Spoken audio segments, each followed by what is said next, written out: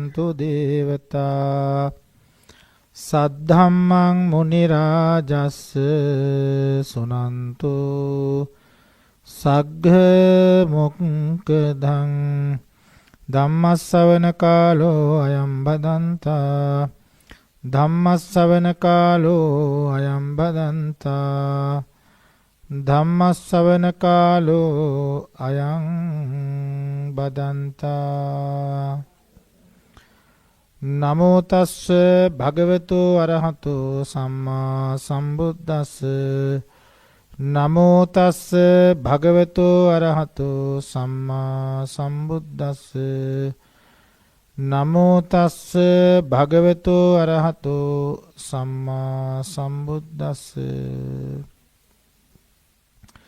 සීලේ පතිට්ඨාය නරෝ සපඤ්ඤෝ චිත්තම් පඤ්ඤංච භාවයං ආතාපි නිපකෝ බික්ඛු සෝ ඉමං විජටේ ජටං තීති ශ්‍රද්ධාවන්ත කාරුණික පින්නතුනි පිළිවෙලින් පවත්වා වන ලබන ධර්මදේශනාවේ 8 වෙනි ධර්මදේශනාව අද සිද්ධ කරන්නේ. ඉතින් මේ ඉස්සලා අපි ධර්මදේශනා 7ක් පවත්වා තිබෙනවා ආර්ය අෂ්ටාංග මාර්ගය පැහැදිලි කරමින් නිවන් මාර්ගට බැස ගැනීම සම්බන්ධව. ඒ කියන්නේ ආරම්භයේදී අපි කොහොමද ආර්ය අෂ්ටාංගික මාර්ගයේ පිළිමද දැනුවත් භාවයක් ඇති කරගන්නේ කියලා. මොකද්ද මේ ප්‍රතිපදාව කියලා.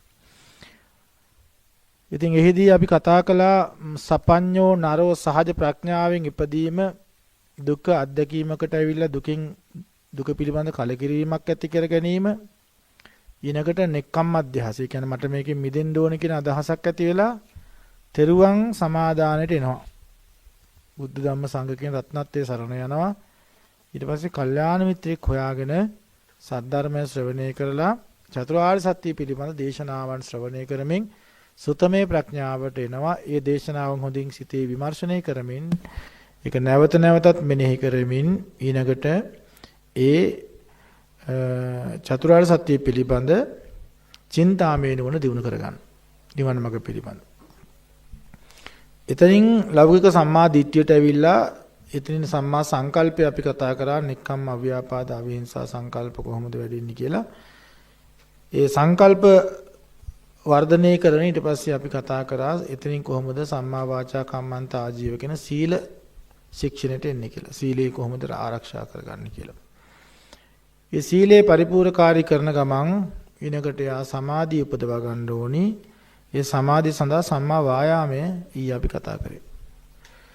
යහපත් ව්‍යායාමයේ කුමක්ද කියලා. එතන අපි සතර සම්‍යක් ප්‍රධාන වීරිය ගැන වීරිය කොහොමද මාර්ගය තුල වඩා ගන්න කියන එක පැහැදිලි කළා. අද අපිට අලුත් මාතෘකාවක් තියෙනවා සම්මා සති. සම්මා සති හා සම්මා සමාධි කියන මේ අංග දෙක අපි කතා කරනවාද? එතකොට මේ සතිය කියන ධර්මතාවය බුදුරජාණන් වහන්සේ සම්මා සති කියන දේ මාර්ගාංගයක් වශයෙන් විස්තර කරනකොට නම් කායේ කායානුපස්සී විහෙරති ඒක තමයි විස්තර කරන්නේ. මේ සතිය දෙපොලක යෙදෙන්න ඕන මාර්ගයේ හරි නිවැරදි ක්‍රමයට නම් අර සම්මා දිට්ඨිය දෙපොලක යෙදුනා වගේ සම්මා දිට්ඨිය දෙපොලක යෙදෙනවා. මේ සතියත් දෙපොලක යෙදෙනවා. සම්මා දිට්ඨිය දෙපොලක යෙදෙනවා කියලා කියන්නේ ආරම්භක සම්මා දිට්ඨිය එකක්. සුතමේ වශයෙන් චින්තාමේ වශයෙන් මුලදී මාර්ගයේ පිළිබඳ දැන ඉගෙන ගැනීම වශයෙන් ඒ ඇති කරගන්න සුතමේ ප්‍රඥාව චින්තාමේ ප්‍රඥාව ලෞකික සම්මා දිට්ඨියයි. ඒ වගේම ආරම්භක සම්මා දිට්ඨියයි. ඊට පස්සේ දැන් අපි සම්මා සමාධියෙන් පස්සේ විපස්සනා භාවනාමය ප්‍රඥාවෙන් ලැබෙන සම්මා දිට්ඨිය ඒක සම්මා දිට්ඨිය. භාවනාමය ප්‍රඥා සම්මා දිට්ඨිය අපි කතා කරන්න ඕනේ. භාවනාමය සම්මා දිට්ඨිය වඩලා සෝවහන් වුණාට පස්සේ සකදාගාමී අනාගාමී අරිහත් වෙන ලෝකෝත්තර සම්මා දිට්ඨිය ගැන අපි කතා කරනවා. ඒ කියන්නේ කෘත්‍ය අවසන් වුණාට පස්සේ සම්මා දිට්ඨිය. එතකොට මේ සම්මා දිට්ඨිය මේ වගේ අංග අවස්ථා කීපයක අප මාර්ගයේ කතා කරන නමුත් එහෙම සම්මා දිට්ඨිය කියලා මාර්ග 8 කීප තැනක යෙදුනොත් එහෙම ඒක පිළිවෙලක් නැති කතාවක් වෙනවනේ. ඒ නිසා ආරම්භක සම්මා දිට්ඨිය කිව්වම අනිත් ඒවා අපි ආධ්‍යාහාරයෙන් ගන්න වෙනවා. මේ සතියත් එහෙමයි. දැන් සමාධිය සඳහා සතිය අවශ්‍යයි. ප්‍රඥාව සඳහාත් සතිය අවශ්‍යයි. විපස්සනාවට සතිය ඕනේ. ප්‍රඥාවට සතිය ඕනේ. ඒ නිසා මේ සතිය ප්‍රඥාවේ සතිය තමයි සතර සතිපට්ඨාන සතිය තමයි මේක විස්තර කරලා තියෙන්නේ. අපි දැන් කතා කරන්නේ සම්මා සමාධියට අවශ්‍ය සතිය. සතිය කියලා කියන්නේ වර්තමානයේ අවදිමත් භාවය. දැන් සමත භාවනාවේදී සතියක් තියෙනවා. විපස්සනා භාවනාවේ සතියක් තියෙනවා. පැහැදිලිද? සමත භාවනාවේ සතියක් තියෙනවා. විපස්සනා භාවනාවේ සතියක් තියෙනවා. සමත භාවනාවේ සතිය කියන්නේ සමත කර්මස්ථානයේ පිළිබඳ සතියයි. අපි දැන් කරේ ආනාපාන සති භාවනාවනේ. ආනාපාන අරමුණේ තියෙන සතියට අපි කියන සමත සතිය කියලා. සමත කර්මස්ථානයේ සතිය. හැබැයි අපි විපස්සනාත් කරනවානේ. විපස්සනා භාවනාවේදී පංචස්කන්ධයේ වර්තමානයේ පිළිබඳ සතියට අපි කියන ප්‍රඥාවත් එක්ක එකතු වෙන සතිය. ඒක එක්ක දෙන ප්‍රඥාවත් එක්ක. ඒතර මේ සමාධි උපදවන කෘත්‍ය අපි මේ කතා කරන්නේ දැන් සම්මා සමාධියත් එක්ක සම්මා සමාධිය වඩන්න නම් මේ සතිය කියන එක හැම මොහොතකම තියෙන්න ඕනේ. සතිය තිබ්බොත් තමයි ඒකාග්‍රතාවයේ දිගටම අපිට පවත්වා ගන්න පුළුවන්කම තියෙන්නේ. සතිය යම් වෙලාවක හිතෙන් ගිලිහිලා ගියා නම් සමාධිය වැඩෙන්නේ නැහැ. සමාධි ක්‍රියාව නතර. එහෙනම් අපි දැන් සමත භාවනා කරනකොට ආනාපාන සති භාවනාවේදී අපි සෝ සතෝව අස්ස සති. එතන සතෝව කතා කරා සතෝව සිහියෙන්ම සතෝව අස්ස සති සතෝ පස්ස සති සිහියෙන්ම ඉන්න ඕනේ. හැම හුස්මක් ගානෙම සිහිය තියෙනවා. එතකොට සමත භාවනා කරන කෙනාගේ සිහිය අපි පැහැදිලිව කතා කළා තියෙන්න ඕනේ මේ නාසයේ අග කියන තැන සිත පිහිටවා ගන්න ඕන. ඊළඟට නාස්කෝලත නාසයේ කෙළවර මේ කොටස තුල සිහිය පිහිටවා ගන්න ඕනේ.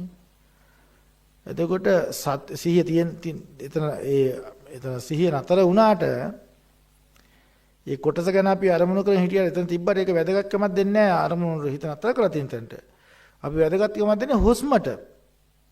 සතෝව අස සති. අපි සිහිමත් වෙන්න ඕනේ. පැහැදිලි කරගන්න. අපි සිහිමත් වෙන්න ඕනේ මේ කොටස ගැන නෙමෙයි. සිහිය අපි තදබල අල්ල ගන්න ඕනේ මේ කොටසේ මෙතන මේක කියලා. සිහිය ඒක නෙමෙයි. මෙතන කියන්නේ සෝ සතෝව අස්ස සති. මොකක්ද ඒ කියන්නේ? සිහියෙන්ම ආස්වාසය දැනගන්න. මේ කොටස වැදගත්කමක් නැහැ. මේ සිහිය අපි ශරීරයේ මේ කොටස වල මේ ක්‍රියාව සිද්ධ වෙන හින්දා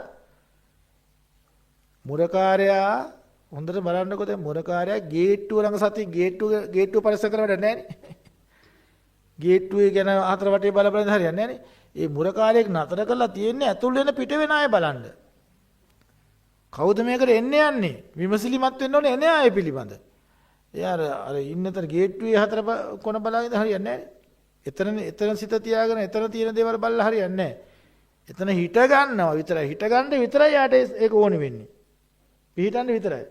පිහිටීමේ මාත්‍රයක් විතරයි තියෙන ඊතර සතිය. හැබැයි එතන හිටගෙන මොකද්ද කරන්න ඕනේ යා? සතෝව අස්ස සති. සිහියෙන්ම ආස්වාස ප්‍රාස්වාස කරන්න ඕනේ. පැහැදිලිද? අපි සිහිය තියෙන දුර ආස්වාස ප්‍රාස්වාසයේ මත සිහිය තියෙන්න ඕනේ.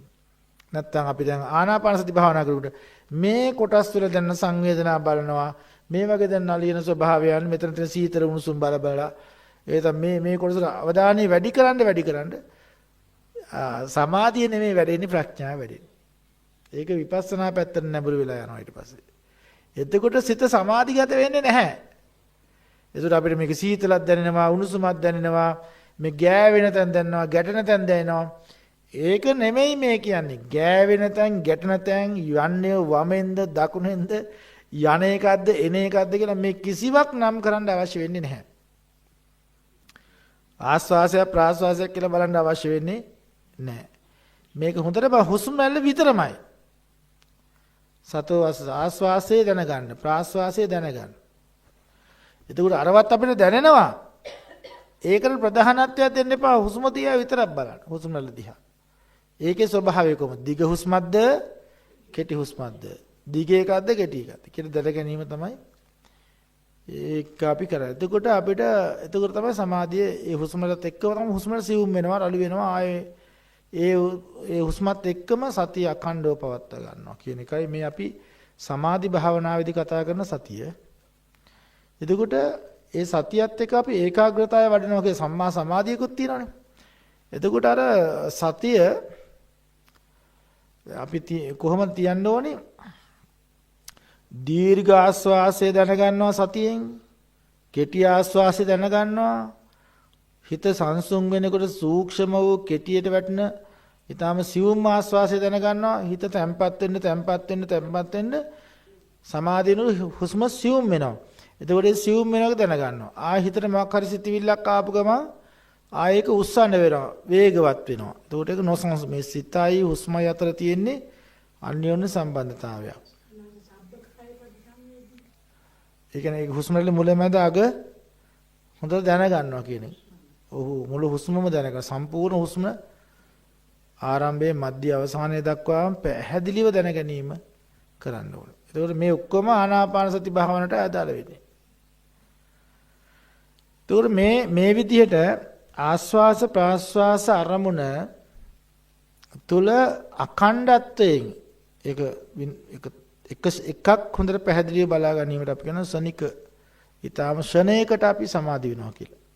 සනික සමාධිය කියලා කියනවා. දැන් එයාට ඒ ආස්වාස ප්‍රාස්වාසයේ පිටුන සතිය දැන් හිත පිට යනවනේ. හිත පිට යනක ස්වභාවය. භාවනා වශයෙන් පුරුදු කරපු නැති අයට මේ සතිය කියන එක ලදරුවෙක් වගේ. ආරම්භක සතිය ලදරුවෙක් වගේ. අපිට ඒක සමහරුන්ට භාවනාවට ඉස්සල්ලාම ආවට පස්සේ ඒගොල්ලෝ කියනවා දැන් ස්වාමීන් වහන්සේ හුස්ම දැනෙන්නේ නැහැ නේ. යන්නේකද්ද එන එකද්ද කියලාවත් දැනෙන්නේ නැහැ. හුස්ම ගන්නවද නැද්ද කියලාවත් තේරෙන්නේ. ඒ තරම් ඕලාරික මට්ටමක්. ඉතින් අපි කියනවා හුස්ම යනවා. යන්නේ නැත්තම් මැරෙන්න එපේ. හුස්ම තියෙනවා හැබැයි ඔබේ හිත සිව් මදි, මෝහත් මදි, පුහුණුව මදි.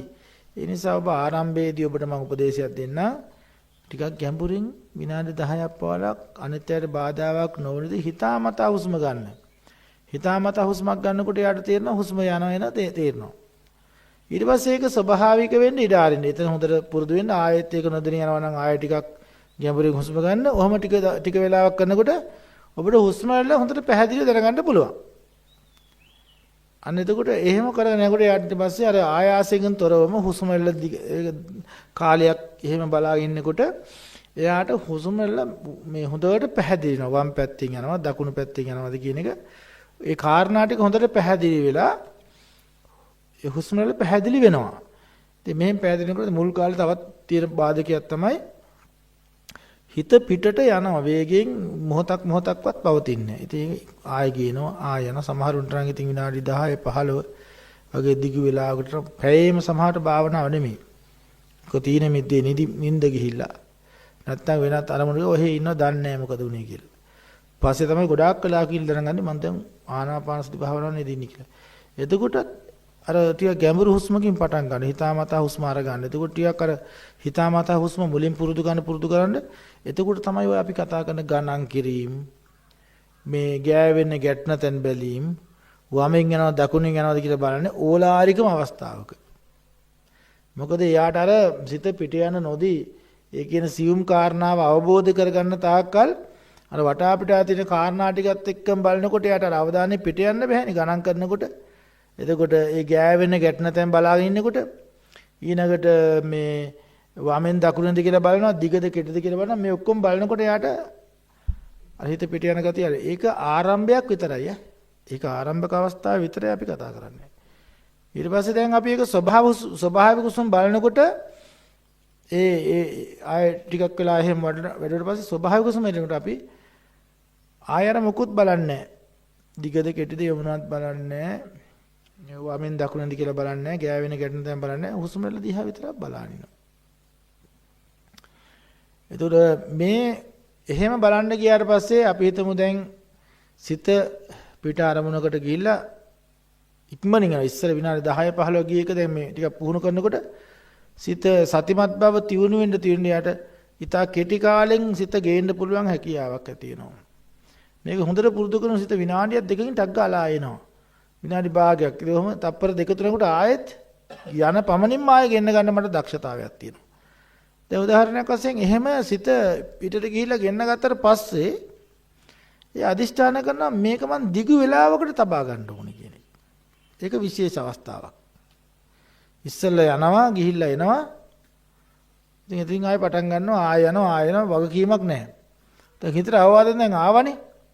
දැන් මේ සිත විනාඩියකට මම අඛණ්ඩව තියා ගන්නවා කියන දැඩි අවධානය හා වීරියෙන් යුක්තව එයා විනාඩියක් අර හුස්මට යන රුධිරය තියාගෙන උත්සාහ කරනවා. ඒත් යනවා. ඒත් ගෙනවට පස්සේ තව මම මේක විනාඩියක් තියා. එනේන හැම වාරයකම දිගු වෙලාවකට මම මේක තියා ගන්නවා කියන අදිෂ්ඨානයෙන් භාවනා කරන්න පටන් ගන්නවා. එතකොට එයාට මුලදී විනාඩියක් ඉන්න පුළුවන්. ඒක විනාඩි 2 බවට දිනු කර ගන්න. ඔහොම විනාඩි 5ක් කොහොම දිගු වෙලාවකට ඉන්න. විනාඩි 10ක්ම හිත පිට ගියේ නැහැ. පුහුණු වෙන්න අර සතියේ කියන ධර්මතාවය ටිකක් මෝරන්න පටන් ගන්නවා. එයා ඉතින් ලදරු වයසේ හිටියේ. එයා තරුණ බවට පත් වෙනවා. ටික ටික ඉන්ද්‍රියක් වශයෙන් තියෙන එක දුර්වල වෙලා තියෙන්නේ. සති ඉන්ද්‍රිය දුර්වලයි. හැබැයි අපි නිතර මේක භාවිතා කරන්න මේකට ශක්තිය එනවා. අර ඒක මේක වැඩ කරන්න තමයි මේකේ බලය භාවිතෝ බහුලීකතෝනේ. සති සම්බොජ්ජංගෝ කුකස්සප මයා සම්ම දක්කාතු භාවිතෝ බහුලීක. භාවිතා කරනවා කියන්නේ යෙදෙනවා ඒකේ. බහුලීකතෝ කියලා කියන්නේ ඒක නොනවත්වාම කරනවා, ඛණ්ඩව කරනවා, හැම වෙලාවෙම මේක භාවිතා කරනවා, නැවත නැවතත් යෙදෙනවා. අන්න එහෙම කරන්න උඩ සතිය අර මේ දිගු වෙලාවකට විනාඩි 10 15 20 30 40 පැයක් හමාරක් යනකල්ම අර හුස්ම රැල්ල තුල අඛණ්ඩව ඉන්න පුළුවන්. එතකොට අන්න ඒකට අපි කියන උපචාර මට්ටමක් කියලා. උපචාර මට්ටමක්. ඒ කියන්නේ අපි දැන් ධ්‍යානයකට ආසන්න මට්ටමක අපි ඉන්නේ. ඊට පස්සේ අපිට අර ආස්වාස ප්‍රාස්වාසය දැන් අපි මේක නඩත්තු කරන්න උනා නේද දැන්? ඒ උපචාර මට්ටමේ තුලත් මෙයාව අඛණ්ඩව පවත්වා ගන්න අපි ආයාසයක් දෙන්න ඕනේ. හැම වෙලාවෙම අර හිත පිට යන්න නොදී මේ ලොකු ආයාසයක් නෙමෙයි සාමාන්‍ය එක අඛණ්ඩව තියාගන්න පිට යන්න ආසන්නයි මේක. මොකද ඒක ආරක්ෂා කරගන්න ඕනේ. කර යුත්තක් තියෙනවා. ඔහොම ඉන්නකොට යාට ඒ සිත මේ කායික ස්වභාවයන්ගේ ඔක්කොම වෙන් වෙලා වගේ හුස්ම වල විතරක් ප්‍රකට වෙමින් හිත ඉහළට යෑමක් වෙනවා. එතකොට අර ආයාසයේ පළවෙනි ධ්‍යාන විතක්කේ තියෙනවනේ හුස්ම වල දැනෙනවනේ. හැබැයි ඒකෙදි එයාට ඒක අර නිකන් අර මේ එකපාරට ඉස්සුනා වගේ Tamanට මේ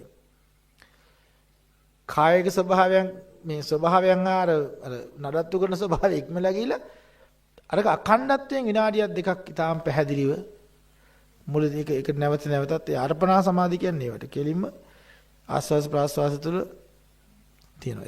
ඊට පස්සේ අර ඒ හුස්ම වල නඩත්තු කරන්න ඕනේ. දිගටම මේ ප්‍රථම ධ්‍යාන ආදී ධර්මතාවලයක පිහිටන්න පටන් ගන්නවා. ඒක කරන්නේ අර සතිය කියන ධර්මතාවයේ අඛණ්ඩව තබා ගැනීමෙන් භාවනා අරමුණේ දිගටම එකම අරමුණක යෙදීම. ඒක සම්මා සමාධිය. මේ දෙන්න යුගනද්දව එකතු වෙන්න ඕනේ. දෙන්නම සහයෝගයෙන් තමයි මේක කරන්නේ. ඒකාග්‍රතාවය කියන අඛණ්ඩත්වයයි සතිය කියන වර්තමානයේ ඒ ක්‍රියාව තුළ අවදිමත් සිහියයි. මේ දෙන්න දිගින් දිගට පැවැත්වීමෙන් තමයි සමාධියට අපිට යන්න පුළුවන්කම තියෙන්නේ. ඒකට අර ආතාපි කියන වීරියත් සම්මා වායාමයේ කියන මේ කාරණා තුනත් අවශ්‍යයි. අපි කතා කරපු සම්මා වායාමයේදී කතා කරන්නේ අපි. මේ සම්මා වායාමයේදී කතා කරපු මේ ඒකත් අපිට අවශ්‍යයි.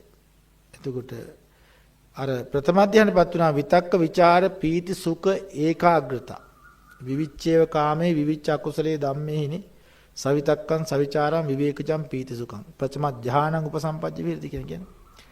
විවිච්ඡේව කාමේ ඒ රූපාවචර සිත කාමයන්ගෙන් විවිච්ඡය කියන්නේ වෙන් වෙලා. අකුසල ධර්මයක් නෑ ඒක. ඊට පස්සේ අකුසලයන්ගෙන් වෙන් වෙලා කාමාවචර ලෝකවල සිතක් නෙවෙයි රූපාවචර සිතකටපත් වෙනවා. කාම ලෝකයේ සිටිවිලි නෑ එතන රූපාවචර සිතක් විතරයි ඒක. අකුසල ධර්මයක් නෑ ඒකේ. විවිච්ඡ අකුසලයේ ධම්මේ සවිතක්කං සවිචාර විවේකජං විවේකයෙන් හටගත්ත. ඒතකොට ඒකට ආය උපරිම මානසික විවේකයක් ඒක. පීති සුඛං ප්‍රීතියයි සුඛයයි දෙකම තියෙනවා. ඒකාග්‍රතාවය චිත්තස් ඒකාග්‍රතාවයක් තියෙනවා ප්‍රීතියක් තියෙනවා සුඛයක් තියෙනවා. ඒ ධ්‍යානය තුළ. එතකොට ඒකට සම්වැදිලා වාසය කරනවා. එතකොට ඒක ආයාසෙන් තොරව ඒකට වශීකරණ ක්‍රම තියෙනවා. මුලින් ඒක පැමිණීම් මාත්‍රයක් විතරයි තියෙන්නේ. ඊට පස්සේ ඒක නැවත නැවතත් අර උට්ටාන අදිෂ්ඨාන පච්චවෙක්කන ආදී තියෙනවා. මේකේ සමාපජ්ජන ආදී වශීකරණ ක්‍රමයක් තියෙනවා. ඒ වශීකරණ ක්‍රමය තුළ මේකට සමවැදී ඒක දිගින් දිගට පැයකට දෙකකට විනාඩි 10කට විනාඩි 15කට මුලින් කෙටි කාලයකට අදිෂ්ඨාන කරනවා. ඊට පස්සේ ඔහොම ඒ අදිෂ්ඨාන කරන පුහුණු වීම ක්‍රම තියෙනවා. ඒවත් එක්ක ඒක දිගු වෙලාවකට පැයකට හමාරකට තමන්ට කැමති වෙලාවකට අදිෂ්ඨාන කරලා තියාගන්න පුළුවන්. ප්‍රණීත වශයෙන් ඒක ප්‍රථම ධානයේ හීන වශයෙන් මධ්‍යම වශයෙන් ප්‍රණීත වශයෙන් වඩන්න පුළුවන්. හීන වශයෙන් වඩනවා කියලා කියන්නේ ඒක ලැබීම් මාත්‍රයක් වගේ කෙටි වෙලාවකට මධ්‍යම වශයෙන් තව ටිකක් ප්‍රණීත විදිහට වඩනවා. ඊට වඩා මේක දිගු වෙලා තමයි සම්පූර්ණ වශී කරගෙන ඉවරලා ප්‍රණීත වශයෙන් වඩනකොට බ්‍රහ්ම පාරිචර්ය බ්‍රහ්ම පුරোহিত මහා බ්‍රහ්ම කියන මේ ලෝකවල ඒ යෝගින් තුන්දෙනා උපදිනවා. හීන වශයෙන් වඩපු කෙනා බ්‍රහ්ම පාරිචර්ය උපදිනවා. මධ්‍යම වශයෙන් වඩපු බ්‍රහ්ම පුරোহিত ලෝකෙ උපදිනවා මරණයෙන් පස්සේ. ප්‍රණීත වශයෙන් වඩපු කෙනා මහා බ්‍රහ්ම ලෝකෙ උපදිනවා. ඒතර මේ ඒ විදිහට ණය බෙදලා තියෙන්නේ. ඉතින් කොහොම නමුත් මේ අපි මේ කතා කරන සම්මා සතිය සමාධියක් දියුණු කරන්න යාගේ සහයෝගයේ උපකාරත්වයේ කොහොමද? එයා දිගටම අර භාවනා කමඨහන අත්හරින්න නැතුවම ඒ භාවනා කමඨහන පිළිබඳව එළඹ සිටි සිහියෙන් සිටීම තමයි සමත භාවනාවේදී සම්මා සතිය කියලා අපි කතා කරන්නේ. එතකොට එහෙම තමයි අපි ඔය මේ සමාධි කියන ඔය රූපාවචර අරූපාවචර ධ්‍යාන වලට යනකොට තියෙන ඒකේ කෘත්‍යය. ඒ පිළිබඳ තියෙන සතිය. ඊට පස්සේ දැන් අපි වායාම සති සමාධි කියන මේ උපචාර සනික උපචාර අර්පණා කියන මේ සමාධි මට්ටම් තුල සමාධි උපදවා ගත්තට පස්සේ ඒ සමාධිය අපිට යන්න පුළුවන් ဒုတိ ය ධානය ඊට වඩා ප්‍රණීතයි තතිය ධානය ဒုတိ ය ධානය තුළ තියෙන පීති සුඛ ඒකාග්‍රතාව පීතියක් තියෙනවා සුඛයක් තියෙනවා ඒකාග්‍ර අර විතක්කයක් නැති ආස්වාද ප්‍රසවාස අරමුණ තේරෙන්නේ නැහැ ඊට පස්සේ ඒක නිරුද්ධ වෙලා යනවා සුඛයයි ඒකාග්‍රතාවයයි ප්‍රීතියයි තුන තියෙනවා. ඒක ဒုတိ ය ධානය. තෘතිය ධානය ප්‍රීතියත් අයින් වෙලා සුඛ ඒකාග්‍රතාව දෙක විතරක් ඉතුරු වෙනවා. ප්‍රීතිය දැනෙන්නේ නැහැ. කායික වශයෙන් අප්‍රමාණ අරවට වඩා ගැඹුරු සමාධි. අර ඒතකොට කාමයන්ට බොහොම ඈතයි ඒගොල්ලෝ. ඒතකොට ඒ වගේ ආධිනව දැක දැක තමයි යන්නේ මේ ප්‍රථම ධානයට වඩා ဒုတိ ය ධානයේ ප්‍රණීතයි කියලා හිතාගෙන ඒක වඩනවා ඊට පස්සේ. ඒක අදිෂ්ඨාන කරලා භාවනා කරනවා. එතකොට ඒ ආනාපාන සතියේදී කෙලිම යන්නේ ဒုတိ ය ධානයට. ඒකේ උපචාර මට්ටමේ ඉඳලා ඊට පස්සේ අර්පණා මට්ටම ලබනවා. ඔහොම යාට සතරවෙනි ධානයේ හැටියට මේ ප්‍රීතියයි සුඛයයි දෙකම ආදීනයක් වශයෙන් දැකලා ආනාපාන කරනකොට ඒකේ උපචාර මට්ටමේ ඉඳලා එයා ඊනකට ලබන්නේ සුඛ ඒකාග්‍රතාව කියන චතුර්ථ ධානයටපත් වෙනවා. මේ චතුර්ථ ධානලාභී ඊට පස්සේ මේ රූපාවචර ලෝකවල තියෙන ආදීනව දකින්නවනේ. රූපේ ආදීනව දැකලා රූපේ ප්‍රතික්ෂේප කරලා භාවනා කළා ආකාසන අනන්තෝ ආකාසෝ කියලා ආකාසානංචතන කියන්නේ ඒ අරූපේ වඩනවා ඊට පස්සේ. ඒ සිතම වඩනවා. ඒ අරූපා අනන්ත ආකාශය කියලා වඩපු විඥානය අපි වඩනවා විඥානංචායතනෙ කියලා. ඊට පස්සේ ඒ අර පළවෙනි ආකාසානංචායතනයේ තියෙන හිස් බව නැති වෙලා ගිය බව වර්ණ අකින්චඤ්ඤායතනට අර ආකාසානංචායතනේ නැති වෙලා ගිය එක නැති කිංචි කියලා. ඒක වර්ණ අකින්චඤ්ඤායතනයට. ඊට පස්සේ විඥානංචායතනේ පහ වෙලා ගිය ස්වභාවය දෙවෙනි ධ්‍යානයේ දෙවෙනි අරූපව ධ්‍යානයේ තියෙන විඥානයේ අනිත් මේ වෙනස් වීම ඒකේ අප්‍රකට බව අරමුණු කරගෙන නේව සංඥා නා සංඥායතන කියන එක ඔය විදිහට වඩනවා. ඉතින් ඒ විදිහට තමයි ඊට පස්සේ යාට පුළුවන් තවදුරටත් අෂ්ට සමාපatti කියන්නේ ඔය අටට රූපාවචර 4යි අරූපාවචර 4යි. ඉතින් එහාට යාට කැමති නම් ඕනනම් මේ ඒ ධ්‍යාන සමවැදලා අර පංච අභිඥා වශී කරලා ඉවරලා ඒක වෙනම පුහුණු වෙන ටිකක් තියෙනවා. ඒ වෙනම අභිඥා කොටස් දියුණු කරන්න පුළුවන්. ඊර්ජි විද අභිඥාව දිබ්බසෝත දිබ්බ චක්කු පරිචිත්ත විඥාන පුබ්බේ නිවාසානසුද කියන මේ ටික වඩන්න පුළුවන් මේ ටික ලබන්න පුළුවන්. එතකොට ඒ ඔක්කොම අවසරයි ස්වාමීන් වහන්සේ ප්‍රථම ධානයේදී විතක්ක ਵਿਚාර නැති වෙනවනේ. ඔව්. දෙවන ධානයේදී ප්‍රීති සුඛ විතක් ਵਿਚාර ප්‍රථම ධානයේදී විතක් ਵਿਚාර නැති වෙනව නෙමෙයි තියෙනවා ඒකේ. සවිතක්කං සවිචාරං කියලා කියනවා. තියෙනවා. ඔව්. දෙවන ධානයේදී විතක්ක ਵਿਚාරාණ රූප සමා නේද? මේ දෙක නැති වෙලා යනවා. පීති සුඛ ඒකාග්‍රත අංග 3යි තියෙන එතන. පළවෙනි එකේ අංග 5යි. විතක්ක ਵਿਚාර පීති සුඛ ඒකාග්‍රතා. දෙවෙනි එකට පීති සුඛ ඒකාග්‍රතා 3යි. තුන්වෙනි ධ්‍යානට සුඛ ඒකාග්‍රතා කියන දෙකයි තියෙන්නේ. හතරවෙනි ධ්‍යානට උපේක්ඛා ඒකාග්‍රතා කියන දෙක විතරයි තියෙන්නේ. පීතියක් නැහැ. ඊට පස්සේ දැන් එයාට අභිඥා ඔය තමයි ඔය හැම දෙයක් එක්කම පවතිනා වූ සතියට අපි කියනවා සමාධියේ තියෙන සතිය කියලා. සම්මා සමාධිය, සම්මා සතිය, සම්මා වායාමය. ඒක අපි සමතේ සඳහා තියෙන එකක්. ඒක සමාධි අංගය තුල තියෙන ඒ අංග තුන එකතු වීමෙන් ඇති වෙන්නේ චිත්ත සමාධියක් විතරයි. ප්‍රඥාවට යන්න බෑ. දැන් ওই මාර්ග ආරියෂ්ඨාන මාර්ගය තුල අපි අන්තිම කරන සම්මා සමාධිය නතර වෙන්නේ ඔතනින්. ලෞකික වශයෙන් අපිට ලබන්න තියෙන රූපාවචර ධ්‍යාන 4යි අරූපාවචර ධ්‍යාන 4යි පංච අභිඥා කියන මේ කොටස් ඔක්කොම ලෞකිකයි. අර අපි ඔය සම්මා සමාධිය කියන තැන එනතම් සමාධි කියන අංගයක් අපි කතා කරනවනේ සීල සමාධි කියලා. සීල සමාධි කියන කොටස් තුල උපරිමේ තමයි කතා කරේ අපි. යන්න පුළුවන් උපරිම මට්ටම ඔච්චරයි. බුදුරජාණන්සේ පහළ වෙනකොට ඔය ඔක්කොම ස්පර්ශ කරපු තවුසෝ හිටියා. ඒගොල්ලෝ අෂ්ට සමාපatti පංච අභිඥා උපදවලා හිටියා. නමුත් ඒ කිසිවෙකුට එතනින් එහා ධර්ම වැඩිලා තිබ්බේ නැහැ. දැන් ඔන්න අපි දැන් මේ අපේ මාතෘකාව ආරියෂ්ඨාන මාර්ගයේ අපිට දීලා තියෙන කොටස ඉවරයි දැන්. නේද? සමාධි අෂ්ට සමාපatti ඔක්කොම උපදලා ඉවරයි. සම්මා සමාධිය නවත්තලා තියෙන්නේ. ඒ සම්මා සමාධිය නතර කරපු තැනට එනකොට එයාට ලැබිලා තියෙනවා ලෞකික වශයෙන් රූපාවචර ධ්‍යාන 4යි අරූපාවචර ධ්‍යාන 4යි අභිඥාව 5ක් ලැබිලා තියෙනවා. ආසවක්ෂේ අභිඥාව ලැබිලා නැහැ තාම. සඩ අභිඥාවෙන්. රාතන් වහන්සේ සඩ අභිඥාව. ඒකට අපිට තේරෙනවා මෙතනින් කෙනෙක් නිවන් දැකලා නැහැ තාම. හැබැයි එතනින් එහාට මාර්ගයකුත් කියලාත් නැහැ. දැන් බුදුරජාණන් වහන්සේගේ මාර්ගය එතනින් එහාට යන්න ඕනේ. එහෙනම් අර දැන් ඔන්න මේක හොඳට ඔළුවට දාගන්න මම මේ කියන කතාව. තවුසන්ට තිබුණේ එතනට ඉලක්කගත කරපු මාර්ගයක් විතරයි. ආලාරකාරා මුද්දකරාම් පුත්ත වගේ බුදුදහමෙන් පරිබාහිර තාපසයන්ගේ අවසාන ඉලක්කය කුමක්ද? ආත්ම සංඥාව ඒගොල්ලන්ට තියෙන්නේ. මම කියන පුජ්‍යලයාටපත් වෙන්න පුළුවන් එච්චරයි. අරූපාවච ලෝක වලට සමාධි ප්‍රතිපදන් පස්සේ ඒගොල්ලෝ කවදාකවත් හිතුවේ නෑ ආයේ කවදාකවත් මේ කාම ලෝක වලට ආයේ එනවා කියන එක. දන්නේ නෑ. දැන් එතනින් උඩ තව ලෝක තියෙනවා කියලා දන්නේ නෑ ඒගොල්ලෝ. උඩ ලෝකවල ඒගොල්ලෝ හිතන්නේ මේක තමයි අවසාන නිෂ්ඨාව.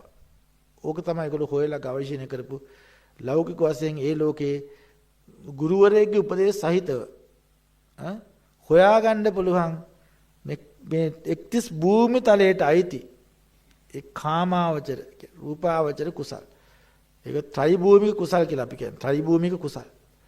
එතකොට ඒ කාම ලෝකේ කුසල්, රූප ලෝකේ කුසල්, අරූප ලෝකේ කුසල් විතරයි මේ ගවේෂණ ඉවරයි ඇත්තටම. කාම රූප අරූප ගවේෂණ ඉවරයි. නමුත් එතනින් එහාට ගවේෂණයක් තියෙනවා. ඒක ඒ වෙනුවට කවුරුත් දැනන් හිටියේ නැහැ. දැන් තාපසවරුන්ගේ දැක්මක් තිබ්බේ නැහැ. සම්මා දිට්ඨියෙන් පටන් ගත්තේ නැහැ ඒගොල්ලෝ. හරි? සම්මා දිට්ඨියෙන් පටන් ගත්තේ නැහැ ඒගොල්ලෝ. ඒගොල්ලෝ සීලය වැඩුවා, සමාධිය වැඩුවා. සමාධිය ගන්න පුළුවන් උපරිම තල ටික එච්චරයි. නමුත් බුදුදහමේ මාර්ගයේ වඩන සම්මා දිට්ඨියෙන් ගමන් කරන කෙනාට මේ නාම රූප ඔක්කොම දුකයි කියලා එයා දන්නවා. සුතමේ ප්‍රඥා, චින්තාමේ ප්‍රඥා තියෙනවා. සම්මා සංකල්ප තියෙනවා. පංච උපාදානස්කන්ධයෙන් මට මිදෙන්න ඕනේ. මමත්වයෙන් මිදෙන්න ඕනේ. මේ සියලු දේ දුකක්. ස්කන්ධ ස්වභාවයක් අත්දකින්නවා නම් ඒක දුකයි කියලා දකින්නේ කවුද? බෞද්ධයෙක් විතරයි. කියන්නේ මේ බුද්ධ ධර්ම සරණ ගිය ආරම්භක සම්මාදිට්ඨිය තියෙන කෙනෙක් විතරයි හිතන්නේ පංචස්කන්ධය දුකයි කියලා. ඇති මේ ඔක්කොම පදනමක් නැහැ කියන එක. නමුත් තාපසු හිතන්නේ මේ ස්කන්ධ පංචකේ දුකයි කියලා ඒගොල්ලෝ හිතන්නේ. මොකද එතන සාන්ත බවක් නේ. ඒතන් සන්තන් ඒතන් පණිතන්නේ. මේක ප්‍රණීතයි. මේක සාන්තයි. ප්‍රණීතයි කියලා ඒගොල්ලෝ හිතන්නේ. එතකොට මේ ඒ ධ්‍යානවලට ඒ වගේ සන්තරපණය වෙමින්, ඒ වගේ රස වින්දනය කරමින් ඒගොල්ලෝ ඒ ලෝකවලට වෙලා ඒක සදාකාලිකව හිතාගෙන ඉන්නවා. මොකද ඒගොල්ලෝ දන්නේ නැහැ ඒක ඇතුළේ තියෙන ස්කන්ධ ක්‍රියාවලිය කියලා දකින්නේ නැහැ. පංචස්කන්ධ විභාගයක් දන්නේ නැහැ ඒගොල්ලෝ. සියුම් නාම රූප විභාගයක් කවුද සියුම් නාම රූප විභාග කියලා දෙන්නේ? රූපයේ තියෙන සුද්ධාෂ්ටක බව කියන එක දන්නේ නැහැ. රූපස්කන්ධය කියන මේකයි කියලා දන්නේ නැහැ නේ. ඒ දර්ශනේ ගේන්නේ බුදුරජාණන්සේ පරමාර්ථ ව්‍යවහාරේ ලෝකයට නැහැ නේද කොට? ලෝකෙ මිනිස්සු පරමාර්ථ ව්‍යවහාරයක් දන්නේ නැහැ. ස්කන්ධ ධාතු ආයතන සත්‍ය කියලා ඊට එහා ගැඹුරු ප්‍රඥාවකින් තවත් සියුම්ම දකින්න ඕනි ස්වභාවයක් ඒ වෙනකොට දැකලා තිබෙන්නේ නැහැ. දැන් තේරෙනවා සමාධිය නතර වෙන්නේ ඇයි කියලා ඒගොල්ලෝ. එතකොට බෞද්ධයා සම්මා දිට්ඨියෙන් පටන් ගත්තම යාට පේනවා මේ බ්‍රහ්මයා තුල තියෙන ස්කන්ධ පහක් විතරයි. අරූපාවචර බ්‍රහ්මයා තුල තියෙන ස්කන්ධ හතරක් විතරයි. ඒවත් උදේ වයයට යටත් වෙනවා. ඒවා සත්පුජ්‍යල ස්වභාවයෙන් තොරයි. එහෙනම් ඒ වගේ ධ්‍යාන වලට කවදාකවත් බැඳෙනවද මේ නිවන් දකින්න යන කෙනා? මේක තමයි මගේ අවසාන නිෂ්ඨාව කියලා නිවන හොයන කෙනෙක් ධ්‍යානයක රැඳිලා ඉන්නවද? අභිඥාවක රැඳිලා ඉන්නවා. මට ඉර්ධි ප්‍රාතිහාර්ය පාන්න පුළුවන්. දැන් හරි. ඒ වගේ හාස්කම් පෙන්න අහසින් යන්නේවනේ කරයිද? ඕගොල්ලන්ට දැන් එහෙම දෙයක් ලැබුණොත් මේ දැන් ඕගොල්ලන්ට ලැබුණොත් අරූපාවචර ධ්‍යානෙ අපි හිතමු නිකන් උපමාවකට අපි අනුමානයක් වශයෙන් කියපු නිකන් කතාවට දැන් අරූපාවචර නේව සංඥා නා සංඥා ලැබිලා ඕගොල්ලෝ නිවන් මාගේ නතර වෙනවද? එතන මේ සමාධිය හොඳයි. මේකෙන් මම ඉන්න ඕනේ හැමදාම කියලා හිතුවොත් ඉන්නවද? අවංකව කියන්නේ. ඇයි මේකට මහා කල්ප 84000ක් අවශ්‍යයි බෑ කියන්නේ ඒකට. ගණ්ඩකෝ. ඈ? මහා කල්ප 84000ක් ඔබ ජරා මරණයට එන්නේ නැහැ නේ. මහා කල්ප 84000කට ඔබ සංසාර ගමන නතර වෙනවනේ. ඒ ලෝකවල ඉන්න එපා අවශ්‍ය වෙනකම්. ඈ? ආයි සංසාරයට වැටෙනවා කියලා දැනෙනවනේ. ඒතර ඒ ඔබ දැන් දකින්නවාද මේ නේව සංඥා නාසන්ද්‍රිකේ ඔබද ස්කන්ධද? එතන තියෙන්නේ මොනවද? පුද්ගලයේද ස්කන්ධ හතරක්ද තියෙන්නේ? එතකොට ස්කන්ධ හතරක් කියලා දන්න කෙනා ඒක රැළුම් කරයිද? එහෙම සිද්ධීමක් වෙන්නේ නැහැ නේද?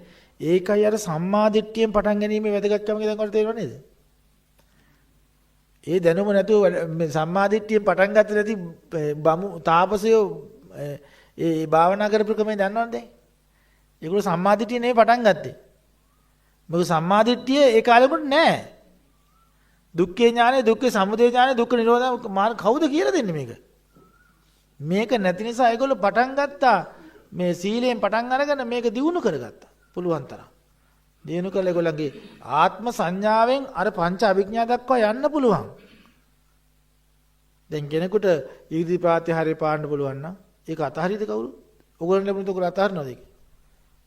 ඔය විපස්සනා කරන්නේ නැතුව ඊර්ධි ප්‍රාතිහාර්ය පාමින් අනුන්ගේ හිත කියවා පෙරවිසු කඳ පිළිවෙල දැක එතකොට ඒ හාස්කම් කර ඉන්නවද? දෙවියොත් එක්ක කතා කර දිවි ලෝකේ දිවා විහෙරණ යන අසිතාපස්තම. දිවි ලෝකේ දිවා විහෙරණට යනවා. දවල් දාන එහෙම අරගෙන විවේක ගන්න යන දිවි ලෝකෙ ඉර්ධියෙන්. දෙවියොත් එක්ක ධර්ම සාකච්ඡා වේදෙනවා. එතකොට ඒ දිවි ලෝකෙ බලන්න යනවා ඒගොල්ලෝ. ඉර්ධියෙන් යන්න බලවන්නේ. ඉර්ධි විද අභිඥා දිබ්බ සෝත තියෙනවා, දිබ්බ චක්ක තියෙනවා. එතකොට ඒව ලැබුණොත් මොනවද ඔයගොල්ලෝ නිවන් දකින්න ඕනේද? ඈ? නිවනක් ඕනේද මේ ටික තියෙනවනම්? ඕනේ නේද? ඔයගලන්ට ඕනේ මොනේ ඇයි? සම්මා දිට්ඨිය තියෙන හින්දා. පැහැදිලිද? ඔයගලන්ට ඒවා නෙමෙයි ඒවා ලෞකිකයි. ඒවා දුකයි. ඒවා නාම රූප. ඒවා ඇති නැති වෙනවා. මට මොකක්ද ඕනේ?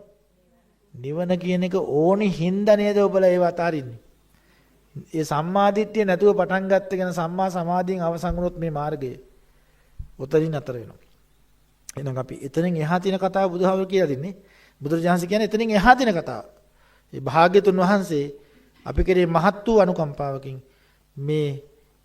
මේක දකින විපස්සනා ප්‍රඥාව කොහොමද මේ ස්කන්ධ ධාතු ආයතනට බෙදලා මේ නාම රූපයන්ගේ වර්තමාන ක්‍රියාවලිය දකින්ද විපස්සනා ප්‍රඥාව ගේන. දැන් තමයි විපස්සනා භාවනාව පටන් ගන්න අපි. ඔය සමාධිය උපදවාගෙන කොයි සමාධියකින් හරි කමන්නේ ඒකේ නැගිටලා චිත්ත ඒකාග්‍රතාවය දැන් තියෙනවා. දැන් බලනවා නාම රූපයන්ගේ යථා ස්වභාවය. බලන්නේ කොහොමද? මේ නාම රූප ස්පර්ශය තුල. පංචස්කන්ධය කොහොමද ස්පර්ශ වෙනවද දකින්නේ? දැන් අනිත්‍යව ස්පර්ශ අපිට දකින්න බැහැනේ.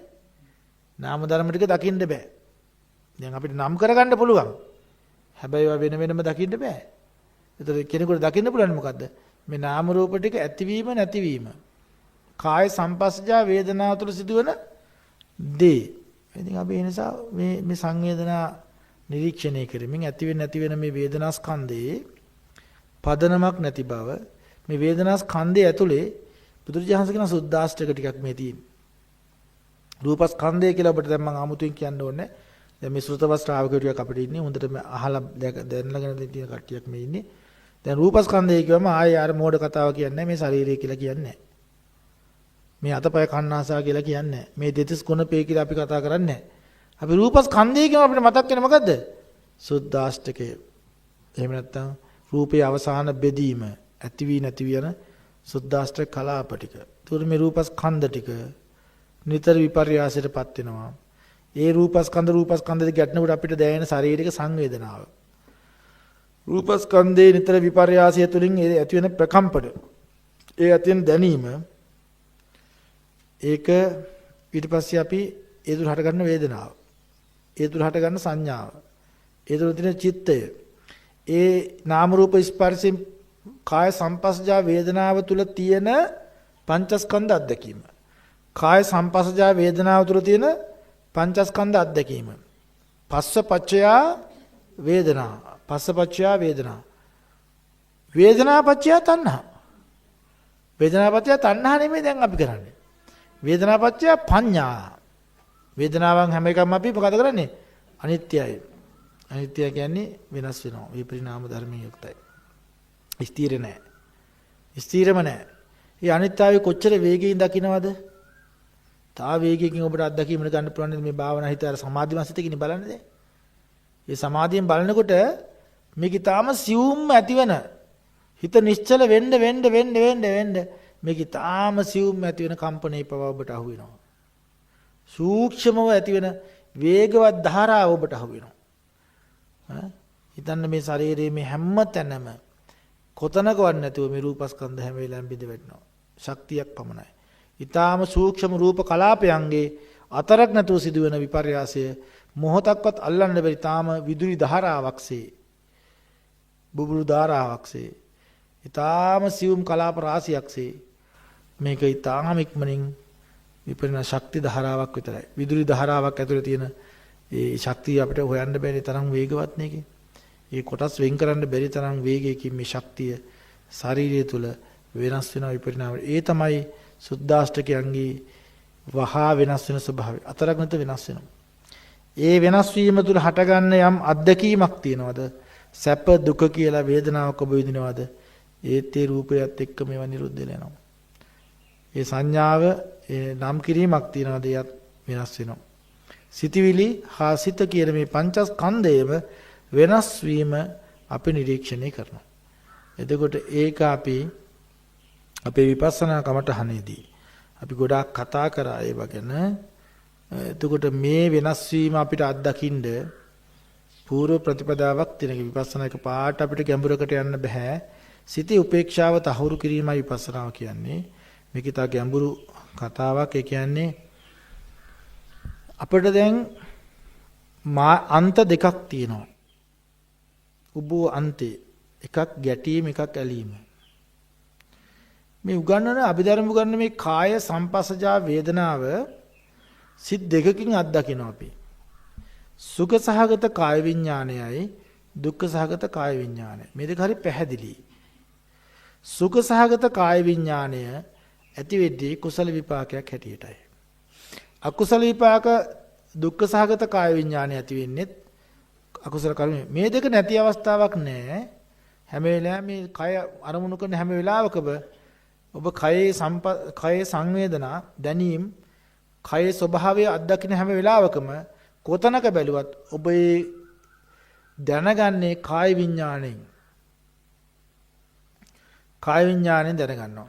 හැබැයි ඔබට දැන් මෙහෙම කියන්න දැන්. ඇයි අපිට චක්කු සෝත ගාන જીවහා කාය අනිත් ඉන්ද්‍රියන් විපස්සනා කරන්න බැරිද? ඇසේ අනිත්‍යතාවය බලන්න බැරිද? ඇසට රූපයක් ඇති වෙන්නේ ආලෝකයේ තියෙනකොට අවදියෙන් ඉනකොට විතරයි. ඒක හැම වෙලාවෙම ඇහැ විපස්සනා සද්දයක් ඇහෙන්නේ ඒ වෙලාවට විතරයි. රසයක් කන වෙලාවට විතරයි જીවහා විඥානය පහළ වෙන්නේ. නේද? ඉතින් මේ ගන්ධයක් දැනෙන වෙලාවදී ගහන විඥානය පහළ වෙනවා. හැබැයි මේ කාය විඥානය කියන එක අරමුණු කරන හැම වෙලාවකම තියෙනවා. කාය සංපස්සජා වේදනාව 24 අරවා බලබලා වුණත් රූප බලබලන අවස්ථාවේ මේ කාය විඥානේ පහළ කරන්න බැයිද අපිට? දැන් කෑමක් කන වෙලාවේ මේ කාය විඥාන පහළ වෙන්නේ නැද්ද? ඒත් පහළ වෙනවා. හැම වෙලාවකම තියෙනවා. ඒක එකක්. ඒ නිසා මේ කාය විඥානය කියන අපිට ඕනි තව කතාවක්. අනිත් ඔක්කොම වේදනා කාය මේ චක්කු විඥාන, සෝත විඥාන, ගහන විඥාන, જીවහා විඥාන සියල්ලම උපේක්ඛා සහගතයි. උපේක්ඛා සහගතයි. උපේක්ඛා සහගත වුණා මේ වේදනාව අපිට ඉක්මනින් හඳුනා ගන්න අමාරුයි. නමුත් කාය විඥාන දෙක සුඛ සහගතයි, දුක්ඛ සහගතයි. දැන් හිතන්න ඔබට රූපයක් පේනකොට මේ ඇහි පහළ වෙන වේදනාව උපේක්ඛා ඒක හොයන්න බෑ. රූපේ ගැටෙන්නේ නෑනේ.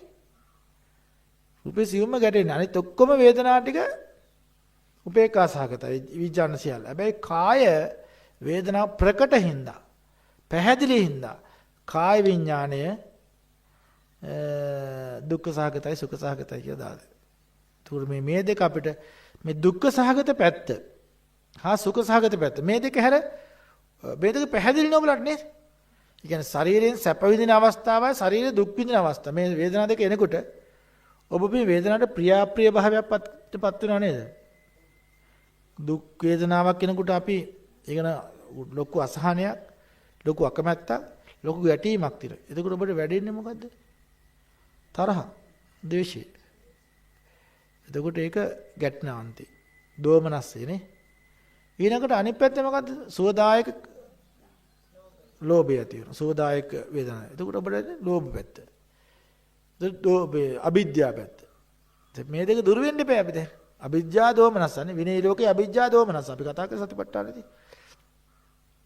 මෙන්න මේ දෙක දුර වෙන්න නම් මේ දෙක හරියට පැහැදිලිව දිනනවා. ඊට පස්සේ දැන් අපිට හිතමු මේ සෑම අනිත් ద్వාර වලින් ගන්න අරමුණු ගන්න වෙලාවෙත් මේ කයේ ඊට අනුරූප වන සංවේදනාවක් තියෙනවා කියලා අපි ඔයගොල්ලොත් එක්ක කතා කරා.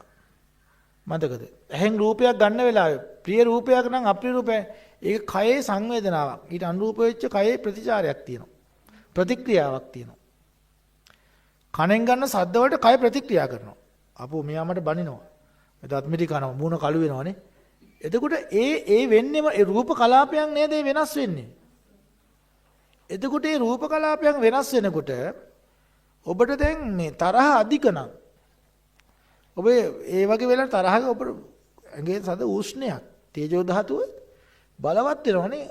ඒ කියන්නේ වායෝ ධාතුව බලවත් ඒ නොසන්සුන් කමට මේ ඔක්කොම ගැස් වෙනවා. කන් රතු වෙනවනේ.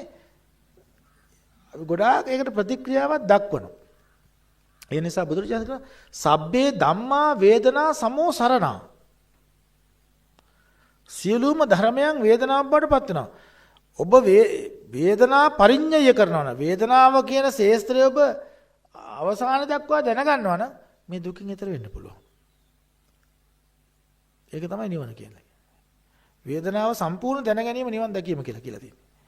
එතන වේදනාවන් අපි හරියට තේරුම් ගන්න ඕන චක්කු සම්පස්සජා වේදනාව හිතේ තියෙන එකක්ද ගතේ තියෙන එකක්ද? හිතේ තියෙන. හිතේ තියෙන වේදනාව. ඒක ගතට දැනෙන්නේ නැද්ද? දැනෙනවා. දැන් ඔබට නරක මිනිස්සෙක් අප්‍රිය මිනිස්සෙක් දැක්ක ගමන් චක්කු සම්පස්සජා වේදනාව එන්නේ. එතකොට ඔබේ කය දිහා බලන්නකෝ. ඒ මිනිස්සයා දැකලා මූණ කළු වෙන්නේ නැද්ද කියලා. මූණ ඇකිලෙන්නේ නැද්ද කියලා බලන්නකෝ.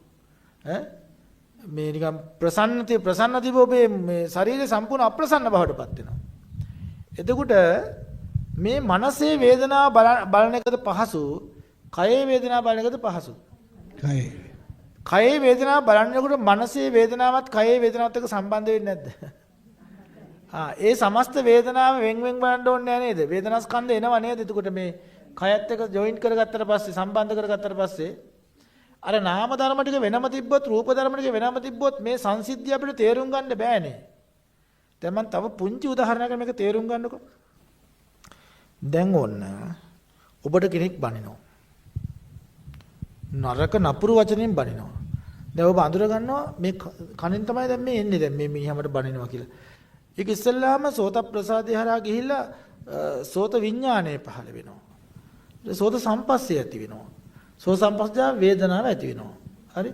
වේදනාව ඇති වෙනකොට මේ සිතිවිලි ධාරාව එන්න පටන් ගන්නවා. භවංග චලන භව උපච්ඡ දෙලා සිත් පහල කරනවානේ මේව දැන්. එතකොට සිත් පහල වෙනකොට මේ විඥානය ප්‍රකම්පණය වෙනකොට වස්තු රූපයේ කැළමෙනකොට වස්තු රූපේ වටා තියෙන කාය රූප ටික කියලා ඔබට ලොකු නොසන්සුන්කමක් එනවනේ.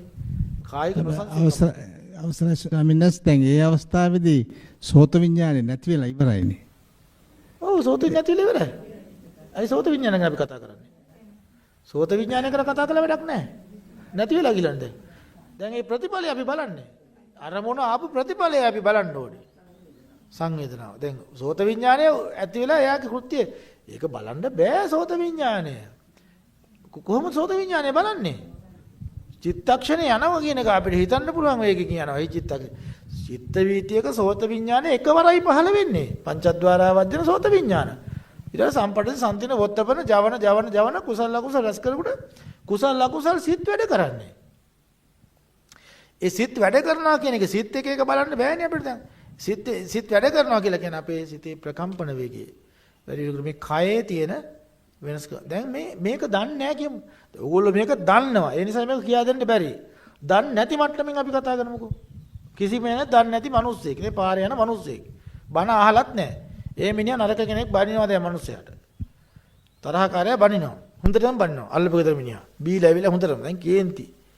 මේ මනුස්සයා ඊයේත් කෑ ගහම මට අදත් කියන අද නම් මට නම් ඉවස ගන්න බෑ. දැන් මෙයාගේ සිතිවිලි අර ඇතුළේ සිදුවන ක්‍රියාවලිය තමයි වස්තු රූපයේ ඇති වෙන විපර්යාසයේ මුළු කයටම බලපාලා කාය සම්පස්සජා වේදනා බලවත් වෙන්න පටන් ගන්නවා. ඒ තුලින් කයේ නොසන්සුන්කමක් ඇති වෙනවා. කය නොසන්සුන් වෙනකොට මෙයා දන්නේ නැහැ දැන් කය පිළිම සතිමත් භාවයක් නැහැ යාට. බිඳුවයි. මනස පිළිම සතිමත් භාවයකුත් නැහැ. ඒ මිනිහට මතක තියෙන අර බාහිර රූපාරාම අරක මොකක්ද දැන් ඊට පස්සේ කියන්නේ මට. බාහිර රූපාරාමනේ තමයි අල්ලගෙන ඉන්නේ. දැන් මෙතන තමන් පිළිම සතිමත් බව ඇත්තේම නැහැ. නමුත් ඇතුළේ ක්‍රියාවලිය සිද්ධ වෙනවා. එයා ප්‍රකම්පණය ඇති කරනකොට කය වේගයෙන් ගැහෙන්න පටන් ගන්න වේගයෙන් ශක්තිමත් වෙනවා. මනස දැන් චිත්තක්‍රිය වායය ධාතුව ශක්තිමත් වෙලා අර සතිමත් බව එන තාක්කල් සතිය කියන යෝනිසෝ මනසිකාරයේ සතිය එයාට හරියට වර්තමාන සතිය විපස්සනාවට එන තාක්කල් එයා මෝහෙන් ඉන්නේ. එයාට පේන්නේ අරකමයි.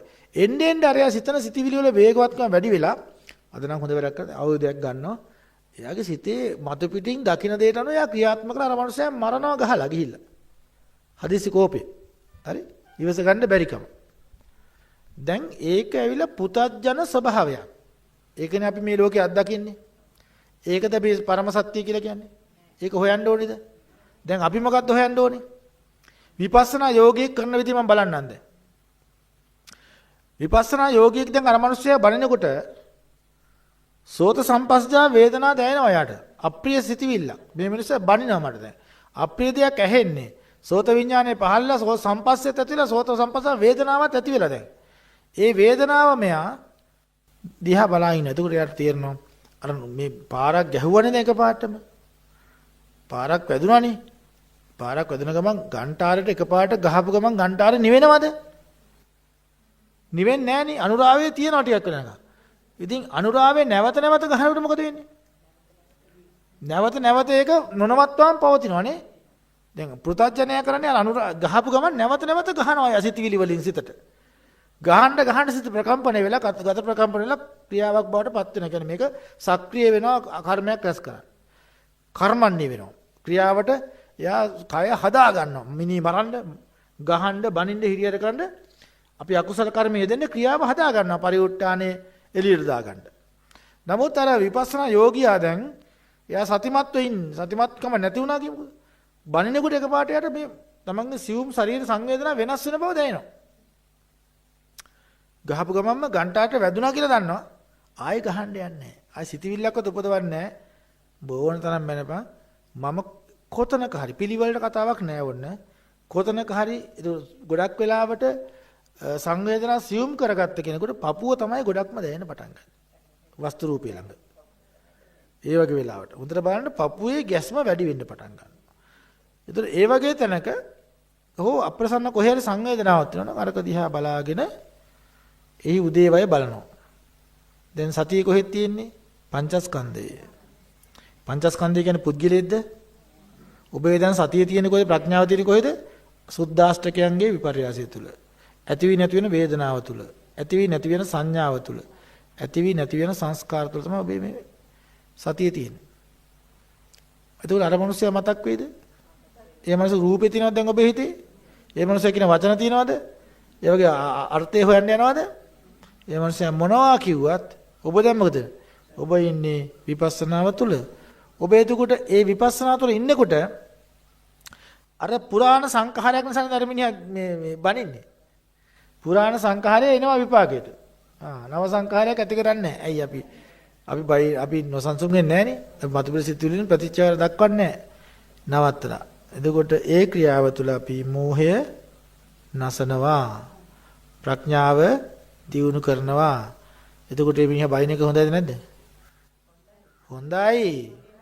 හොඳයි අපිට කර්ම ගෙවා ගන්න පුළුවන්. ඒ තුළ කර්ම ගෙවන ගමන් මහා බල සම්පන්න විපස්සනා කුසලයක් හදාගෙන නේද? අපි සසර ගමන කෙටි කර. එන්න තිබ දේශ සංඛාර ටික පාලනය වෙනවා. එන්න තියෙන දේශ සංඛාර වලට දැන් සුපුරුදු දේශ සංඛාර ටික උඩට එනවා. හැබැයි ඒගොල්ලන්ට ක්‍රියාත්මක වෙන්න බෑ. ඉතින් දේශයේ කියන ධර්මතාවය ඔහොම ප්‍රහාණයලා දේශයේ පදනමක් නැති වෙනවා. කියන්නේ මේක බයිනවා කියන එක තුල සත්ත්ව පුජ්‍යල ආත්ම ස්වභාවයක් නැහැ. ස්කන්ධ ධාතු ආයතන ස්වභාවයක් විතරයි. ඇතිවීමක් නැතිවීමක් විතරයි. මේ තුල උපාදාන කරන ස්වභාවය නතර කරනවා. ඉතින් මෙන්න මේකයි විපස්සනාව කියලා කියන්නේ. තේරෙනවද? මේ විදිහට බලන එකයි සද්්වාරි කර්මණම වේදනාවක් සංවේදනාවක් බවට පත් කරගෙන ඒ වේදනාවල් අපි අර විදිහට විපස්සනාවෙන් අනිත්‍ය දුක්ඛ අනාත්ම වශයෙන් බලන. ඒකට මේක අපිට අරමුණක් එන්න ඕනිද? අරමුණක් එන්න ඕනද? අරමුණක් නැති වෙලාවට මේ සංවේදන නැද්ද? ආයෙත් ඒකටත් බලාගෙන ඉන්නවා. අරමුණක් තියෙන වෙලාවට විශේෂයෙන් බලනවා සතිමත් බව. අරමුණක් නැති වෙලාවට දැන් මේ වෙලාවේ බලන්න බැරිද? පුළුවන්. කොයි වෙලාවද බලන්න බැරි අපිට මේක? තද නින්දේ බලන්න බෑ. ඒකට භවාංග සිතක් නේ තියෙන්නේ අපිට. ප්‍රතිචාර නොදක්වන සිතක් අපි ගාව තියෙන්නේ. ඒකට භවාංග හිතේදී බලන්න බෑ. සිහි මූර්ඡා වෙලා ඉන්නකොට බලන්න බෑ. අනිත් හැම වෙලාවකම මේ සංවේදනා තියෙනවා. දැන් හොයන්න ඕනේද? භාවනා මධ්‍යස්ථානට යන්න ඕනේද මේක හොයාගන්න? එහෙනම් භාවනා කමටහන්දනේ ගුරුවරයා ළඟට යන්න ඕනේද? ඒක ඉගෙන ගත්තට පස්සේ නැවත ඉගෙන ගන්න යන්න ඕනේද? ඉගෙන ගන්න කල් යන්න ඕනේ. හැමදාම ඉගෙන ගන්න කියලා යන්න ඕනේ නැහැ නේද? හැමදාම ඉගෙන ගන්න යනවා කියන දැනුවත් වුණා නම් කරන්න ඕනේ මේක නම් ඉන්න තැන කරගන්න ඕනේ. ඉතින් අර මධ්‍යස්ථානෙට යන්න ඕනේ. අර මේක ටිකක් තව පැහැදිලි කරගන්න විවේකයේ තියෙන එතන තමන්ට භාවනා කරන පරිසරයක් තියෙනවා. නිදහසේ මේක අවබෝධ කරගන්න. ඒකයි බුදුරජාණන් ඒ වගේ තැන විවේක ස්ථානයකට යන්න කියන්නේ ඒකයි.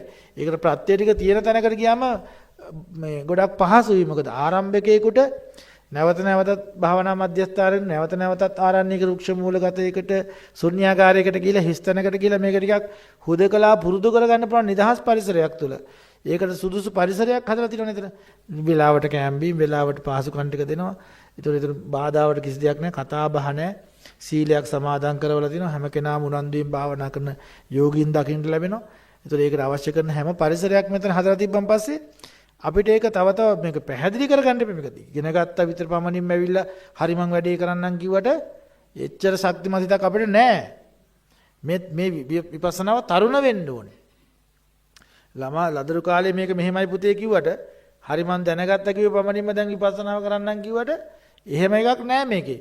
අර විපස්සනා කරලා මේවා ඇවිල්ලා භාවිතව බහුලීගත වෙන්න ඕනේ. මේ ප්‍රඥාව, මේ දැකීම, මේ සතිය, මේ සංවේදනාවන් පිළිබඳ දැනුවත් භාවය, මේ නාම රූපයන්ගේ හැසිරීම රටාවල් නිතරම පුරුදු කරන්න ඕන. ඒස ඔබේ වගකීම කියන එක දැන් වගකීම තියෙන්නේ මොකද්ද? ඒකට මේ සංවේදනා නිරීක්ෂණය කිරීම කියන භාවනාමය ප්‍රඥාවම තමයි. ඒ නිසා අපිට අර මේ සියුම් බව අත්දකින්නකම් මේ සියුම් බවට යනකල් ඔබ හිසේ සිට දෙපතුරු දක්වා දෙපහිස දක්වා සෑම මොහොතකම කය පිළිබඳ සතිමත් වෙන්න ඕනේ. ඒක අරමුණක් තියෙන වෙලාවට විතරක් නෙමෙයි. අරමුණක් නැති වෙලාවටත් ඔබ මුඩේ දෙන පල්ලෙහැඳ උඩට අර කිව්වේ සමාන කොටස් සංවේදනාවක් දැනෙනකොට ඒක අමතක කරන ශාරීරික වේදනාවක් දැනෙනකොට මොනම විදිහකමත් ඒක අමතක නොසලකා හරින්න එපා. දැන් ඔබට කොන් දෙකක්මක් හැදෙනවා. දැන් මේකේ මේ වෙලාවේ සංවේදනා බලන්න ඕනේ නැද්ද? ඒ කොන් දෙකක්ම බලන්න එපා. මේ කොන් දෙකක්ම අහවල් දොස්තර මහත්තයා මෙහෙම කිව්වා මේක මේ මමගේ අස්තියක් පොඩ්ඩක් දිරලා වගේ කියලා කිව්වා. මගේ කොන් දෙකක්ම මගේ දැන් මෙන්න මේක මේ අස්තියක් ඇද වෙලා කියලා කිව්වා. මේක ඔපරේෂන් කරොත් එහෙම මේ පිප්පු කකුල් ලොකම් පණ නැතිනවා කියලා කිව්වා. එහෙම කියලා අර ඒ විදිහට බැරිල්ලක් නෙමෙයි. කොන් දෙකක්ම සංවේදනාවක්මයි. ඒක මේ නම් ගොත් ලේබල් ගහන්න යන්න එපා. දැනීමක් එනවා කොන් දෙක වේදනා ඒ තුල තියෙන නාම රූප ස්පර්ශය කාය සංපස්සජා වේදනාව. කාය සංපස්සජා වේදනා අනිත්‍ය සංඥා. කාය සංපස්සජා වේදනා අනිත්‍ය පඤ්ඤා. අනිත්‍ය පඤ්ඤාවට ගන්නේ වේදනාව අරගෙන එතන විපස්සනා කරන්න. එතකොට ඔබට අර මගේ කොන්ද මට හැදිච්ච එකක් මේක. මට බද්ධ වෙච්ච වේදනාවක් මේක. එතකොට අර එහෙම දැනෙන්නේ වේදනාව තියෙනවා. හැබැයි වේදනාව තුළ උපාදාන නැතුව ඔබට වේදනාව අතහැරලා වේදනාව කියන එක තිබිද්දින් ඒකට පුද්ගලයේ උපාදාන කරන්නේ නැතුව කනෙක්ෂන් එක කඩලා දාලා අරක දිහා සත්පුජ්‍යලාත් භාවයෙන් තොරව බලාගෙන ඉන්න පුළුවන්. අන්න ඒක තමයි මේ කියන්නේ. නිසා අපිට දැන් මේ ආච්චම්මලාට මේ දැන් වේදනාවක් වුන් කියලා කෙඳිරි ගන්න බෑ දැන් මින් පස්සේ. එයා මොකද කරන්න ඕනේ? විපස්සනා කරන්න. ඒවා දකින්න ඒවා තුළ තියෙන මොනවද? ඔබ මෙතුවක් කාලයක් අනුසේ වශයෙන් තියෙනා වූ ද්වේෂ සංඛාර. ද්වේෂ සංඛාර කියන්නේ තරහ. තරහ කියන ධර්මතාවය උඩට එනවා එතකොට. සිතවිලි වලින්. ඒක මැඩපවත්වන්න පුළුවන්. ඒක අවබෝධ කරගන්න පුළුවන්. ඒකට තියෙන ප්‍රබලත්වය තුනී කරන්න පුළුවන්. ඒ ධර්මතාවය. ද්වේෂය කියන ධර්මතාවය. මේ අකුසල කර්මයේ නෙමෙයි උඩට එන්නේ. මතක තියාගන්න. හරි? අකුසල කර්මයේ උඩට එනවා නෙමෙයි. තරහ උඩට එන්නේ නොසන්සුන් සිතවිලි සිතේ තියෙන නොසන්සුන්කම, සිතේ තියෙන තරහ ගැටීම. ඒක පැහැදිලි නේද? කර්ම එකක්. කර්මයට ප්‍රතිචාර දක්වනවා කියන එක තව එකක්. කර්මය කියන එක උඩට ආවෝ පල්ලෙහාට අපිට වැදගත්කමක් නැහැ. කර්මය කියන්නේ අපි අත්දකින වේදනා සිත. ඒකට අපි අනියෝ මගේ අසහනටපත් වෙමින් නොසන්සුන් වෙමින් මට උහුල ගන්න බෑ කියලා කෙඳිරි ගාමි ළඟ ඉන්න අයට කෑ ගහනවා නේද? බනිනවනේ. මටමයි වෙන්නේ කියලා මං ගැනම හිතේ පසුතැවෙනවා. ඒකෙන් ලත වෙනවා. මොන කර්මයක්ද මේක? මොන සංසාරයක්ද මේක? අයියෝ මේ සංසාර නම් ඉන්න හොඳ නෑ. ඒකත් තරහින් තමයි කියන්නේ. එතකොට මේ විදියට කලකිරලා කියන එක නෙමෙයි. ප්‍රඥාවෙන් අවබෝධ කරලා කියන කතාවක් නෙමෙයි ඒක. අනේ මේ සංසාර නම් මට නම් සංසාරේවත් එපාය. ආයෙ නම් මොහොතක්වත් මේකට එන්න එපා. මන්නම් ඕනම නෑ. ඔය කියන්නේ ප්‍රඥාවෙන් නෙමෙයි. ඔය කියන්නේ අරක උහුල ගන්න බැරි වේදනාව. ප්‍රතිචාර දක්වනවා එහෙම කියා. එහෙම එකක් නෙමෙයි. අරක හොඳට මධ්‍යසිතකින් ඇලීමක් නැ ගැටීමක් නැතු. කයින් ප්‍රතිචාර දක්වන්නේ නැහැ. වචනයෙන් ප්‍රතිචාර දක්වන්නේ නැහැ. සිතෙන් ප්‍රතිචාර දක්වන්නේ නැහැ. තුන් දොරින්ම ප්‍රතිචාර නොදක්වා ඇති වෙන දේ නැති වෙලා යනවා කියන්නේ මම කියලා කෙනෙක් නැහැ. මේ දරුණු කැක්කුම ඇතුළේ තියෙන්නේ සුද්දාෂ්ටකයන්ගේ හැසිරීමක්. සුද්දාෂ්ට කලාපයන්ගේ වෙනස් වීමක් බව තේරුම් අරගෙන ඒකට නොඇලී ඉඳීමයි මේ විපස්සනාව කියලා කියන්නේ. ඒ නිසා සෑම මොහොතකම ඒ දරුණු කැක්කුම් වේදනා තියෙන වෙලාව අපි කතා කරන්නේ. ඒතර ආච්චම්මලා සතුටෙන් ඉන්න වෙලාවල් තියෙනවනේ. ධර්මවලුත් එක හුරතල් වෙවි සතුටෙන් ඉන්නවා නිකන් විනෝදයෙන් උන්ට හැම වෙලාවෙම hina වෙවි. ඒ වෙලාවෙත් ඒක hina වුණාට කමක් නැහැ. hina වෙන ගමන් සංවේදනා ගැනත් අවධානය තියාගන්න. සතුටෙන් ඉන්න ජීවිතේ විඳින්න. සතුට එපා මට දුකම ඕනි කියලා දුකම හොයාගෙන යන්න එපා. අපි විඳින දේවල් විඳින්න සතුටෙන් ඉන්න හැම වෙලාවෙම. ධර්මයේ අපි දැන් ප්‍රීතිය අපි අත්දකිනවා කියලා ධර්මයේ පිළිබඳ අවබෝධයක් එනකොට අපිට සතුටක් එනවා කියමු. ඒකත් විදර්ශනා කරන්න. එතනත් තියෙන නාම රූප ස්වභාවයක් විතරයි. කිසිම දෙයක් නොයල් අන්ත දෙකට වැටෙන්න එපා. මම කියලා කොතනකවත් විඳින්න යන්න එපා. විඳින කෙනෙක් නැති කරන. ඒ විඳින කෙනෙක් නැති කරනකොට අර සතුට නැති වෙනව නෙමෙයි. තවත් සතුට වැඩි වෙනවා. ඇයි? මං යථාර්ථ අවබෝධය ඇති කර ගන්නවා. ධර්ම ප්‍රීතිය. ධම්ම ප්‍රීතිය සුඛං සේති විප්පසන්නේන චේතසා අරියප්ප වේදිතේ ධම්මේ සදා රමති පණ්ඩිතා. ධර්ම ප්‍රීතිය කියන එක මේ විප්පසන්නේ චේතසා තා පිරිසුදු සිතකින් මේ ධර්මයේ දැකගත්ත කෙනෙක් ඉන්නවනම් තථාගතයන් වහන්සේ අරියප්ප වේදිතේ ධම්මේ තථාගතයන් වහන්සේ දේශනා කරපු ධර්මයේ තුල සදා රමති සදාකල්ලි ඇලෙනවා. යා කොහොමද? ධර්ම ප්‍රීතියෙන් වාසය කරනවා. ධම්ම ප්‍රීතිය සුඛං සිත. ධර්ම ප්‍රීතියෙන් ඉන්නේ හැම වෙලාවෙම. ඒ නිසා හැම අවස්ථාවකම නිවන දක්වාම නාම රූපයන්ගේ කුමන අවස්ථාවක් වුණත් ඒ නාම රූප නම් ඒ සිතහා රූපයේ තුලින් යන ලැබෙන වින්දනයක් නම් එය මාරේක්සේ සර්පේක්සේ හතුරෙක්සේ ඔබට මේ ඒක ආදීනවක්සේ දැකගෙන ඒක එතනම සංවේදන අනිත්‍ය ත්‍රිලක්ෂණයට නගලා ඒක දුරු කරන්න දක්ෂ වෙන්න. ඉතින් හොඳයි අද අපිට නියමිත කාලය අවසానයි. ඔබලාට මේ තව තවත් මේ දහම් කාරණාවන් ඊටා පැහැදිලි කරගෙන මේ තුල ධර්ම අවබෝධයන් ලබන්න ශක්තිය ධෛර්යය ලැබේවා. වඩ වඩා සුතමේ ප්‍රඥා, චින්තාමේ ප්‍රඥා, භාවනාමේ ප්‍රඥා දියුණු කරගන්න ශක්තිය ලැබේවා. සත්පුරුෂ කල්යාණ මිත්‍ර ආශ්‍රය, සද්ධර්ම ශ්‍රවණේ, යෝනිසෝ මනසිකාර්ය, ධර්මාන්තර ප්‍රතිපදාව අතරක් නැතුව ලැබමින් ඊතා ඉක්මන් මොහොතක උතුම් චතුරාර්ය සත්‍ය අවබෝධයෙන් නිවන් දකින්න මේ පින හේතු උපකාර වේවා කියලා ප්‍රාර්ථනා කරනවා.